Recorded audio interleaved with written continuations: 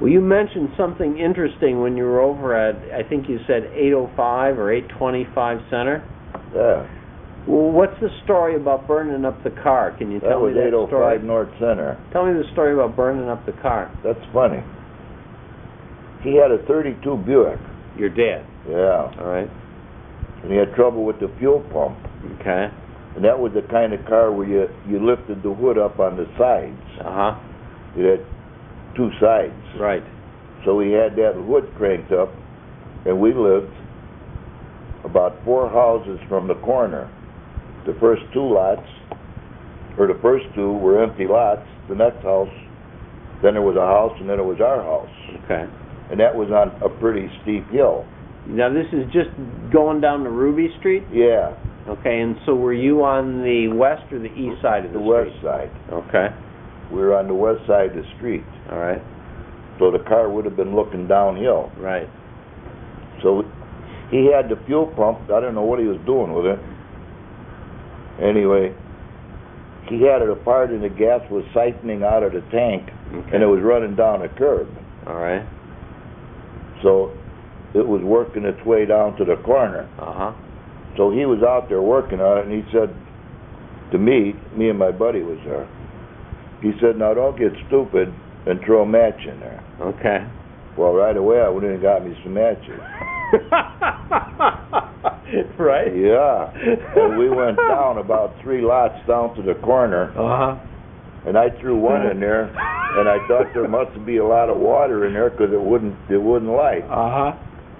And it was probably the way the gas spreads out. It must have been out about 6 inches from the curb. Uh-huh. And the second one took a hold. Uh-huh. And I looked up at him and I hollered. I remember I said, "Look out, Pa, here she comes." And you could see that fire going right up that curb for 4 lots. That would have been about probably 150 feet. Okay. Yeah, it had to be at least from here to the water. How high were the flames? Oh, the flames were about 1.5 feet high. Okay. And I hollered at him, "Look out, Pa, here she comes," because he was underneath the hood. Yeah. And man, he run in the house and he grabbed a dishpan, and then a few of the neighbors, they saw the flames. Uh-huh. They called the fire department. Uh-huh. Ma called the fire department, and he's out there throwing a dishpan of water on there Right. to try to hold it down. Well, that wasn't going to put it out. Okay. And he shouldn't have had the gas run anyway, because he could have got arrested for damaging the environment by running gas down there. So Yeah. I saved him from that. Uh-huh. And anyway, yeah, it drew a crowd. There was 7 fire trucks, Uh-huh. and the first guy that got there, he come over and he gave her a shot with a fire extinguisher. Right. Well, that put it out. Okay. Now did the engine compartment catch fire? Well, yeah, there was quite a blaze coming up all over because it was coming right from the source of the gasoline. So in other words, did you end up lighting the gas tank then? No, the tank didn't go. Was the tank empty? No, the tank was probably full. Okay. But what it was the gas that was coming out of that line, Right. that was what burned it.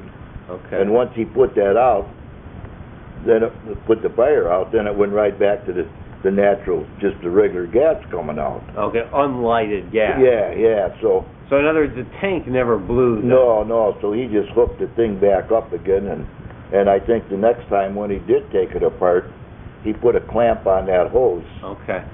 when he changed the fuel pump. Okay. But, yeah, so I was there, and I thought, well, this is the end of my life. And it was getting on towards supper time. Uh-huh.